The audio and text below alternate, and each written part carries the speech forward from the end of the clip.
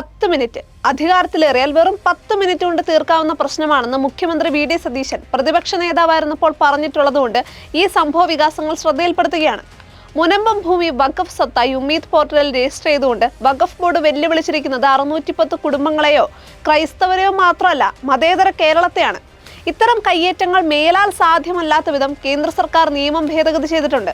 പക്ഷെ അതിനു മുൻപ് ഈ മതനിയമത്തിൽ പെട്ടുപോയ മുൻപം നിവാസികളെ രക്ഷിക്കാൻ ഭേദഗതിയിൽ ഒന്നുമില്ലായിരുന്നു. മതപ്രീണനത്തിന് വേണ്ടി കോൺഗ്രസ് പടച്ച ഒരു നിയമം മുനമ്പത്തുൾപ്പെടെ എത്ര മനുഷ്യരെയാണ് വഴിയാധാരമാക്കിയത്? എത്ര സംസ്ഥാന സർക്കാരുകളുടെ കൈകാലുകളാണ് ബന്ധിച്ചത്? എത്ര രാഷ്ട്രീയ നേതാക്കളെയാണ് നിശബ്ദരാക്കി കളഞ്ഞത്? എത്ര കോടതികളെയാണ് നിസ്സഹായരാക്കിയത്? എത്ര മതവിഭാഗീയതയ്ക്കാണ് അത് ഇടയാക്കിയത്? കേരളത്തിൽ പോലും എന്ത് വർഗീയ ചിന്തകൾക്കാണ് അത് വളമിട്ട് കൊടുത്തത്? ഈ മത നിയമവാഴ്ചയ്ക്ക് അവസാനമില്ലേ?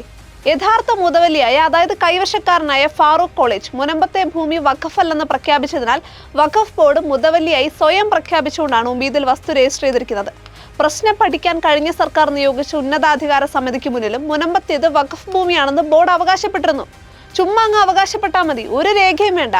1954 വഖഫ് നിയമത്തിൽ കോൺഗ്രസ് സർക്കാർ 1955 വരുത്തിയ ഭേദഗതിയിലെ 40-ാം അനുച്ഛേദ പ്രകാരം ഏതെങ്കിലും സ്വത്ത് തങ്ങൾക്ക് അവകാശപ്പെട്ടതാണെന്ന് വഖഫ് ബോർഡ് കരുതിയാൽ നിലവിലുള്ള ഏത് രജിസ്ട്രേഷൻ ആക്ടിനെയും മറികടന്ന് അത് സ്വന്തമാക്കാം. ഇരകൾ കോടതിയല്ല, വഖഫ് ട്രൈബ്യൂണലിനെ സമീപിക്കണം. കേരളയിൽ വിജ്ഞാപനവും സ്ഥലം ഏറ്റെടുക്കലും എല്ലാം പുതിയ സർക്കാർ കഴിഞ്ഞ ദിവസം റദ്ദാക്കിയപ്പോൾ മുഖ്യമന്ത്രി തന്നെ പറഞ്ഞത് സ്ഥലം ഏറ്റെടുക്കാൻ നാട്ടിയ മഞ്ഞക്കുറ്റികൾ നീക്കം ചെയ്യും. ആ മനുഷ്യർക്ക് സ്വന്തം സ്ഥലം വിൽക്കാനോ ആർക്കെങ്കിലും വാങ്ങാനോ മക്കളുടെ ആവശ്യത്തിനും പണയം വെക്കാനോ പോലും വയ്യാത്ത സ്ഥിതിയാണ് എന്നാണ്. അതേ അവസ്ഥയിലാണ് മുനമ്പത്തെ മനുഷ്യർ. നീതിക്ക് പോലും മതം തടസ്സമാണെന്ന് വരികയാണോ? സർക്കാരിന്റെ വിജ്ഞാപനം റദ്ദാക്കുന്നത് പോലെ എളുപ്പമല്ലേ വഖഫ് ബോർഡിന്റെ വിജ്ഞാപനങ്ങളെ തൊട്ട് കളിക്കാൻ? ഇസ്ലാമോഫോബിയ പലരും വളർത്തുന്നുണ്ടാവും. പക്ഷെ അത് നിർമ്മിച്ചെടുത്തതും കേടുകൂടാതെ സൂക്ഷിക്കുന്നതും ഇസ്ലാമിക തീവ്രവാദമാണ്. ഇന്ത്യയിലെ അതിൻ്റെ ഈറ്റില്ലങ്ങളിൽ ഒന്ന് വഖഫ് നിയമവും അതിൻ്റെ വെട്ടിപ്പെടുത്ത ഭേദഗതികളുമാണ്. അതാണ് ബോർഡ് കുറ്റബോധം ഏതുമില്ലാതെ ഉപയോഗിച്ചുകൊണ്ടിരിക്കുന്നത്.